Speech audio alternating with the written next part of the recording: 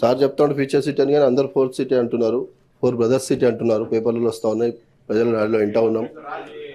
Sir నేను పేరు తీసుకోలేదు సార్, శ్రీధర్ బాబు సార్ పేరు తీసుకోలేదు, నేను పేరు తీసుకోలేదు సార్.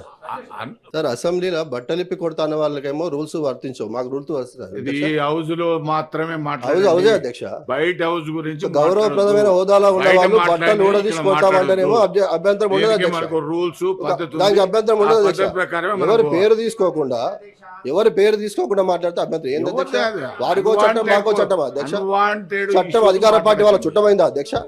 ఏంది అధ్యక్ష ఇది? నీ ప్రశ్న మీద నీ సప్లిమెంటరీ అడుగు కాదు అధ్యక్ష, నాకు మాత్రమే రూల్స్ వర్తిస్తాయి అధ్యక్ష. వర్తిస్తాయి. బట్టలు కూడా తీసుకోవటం,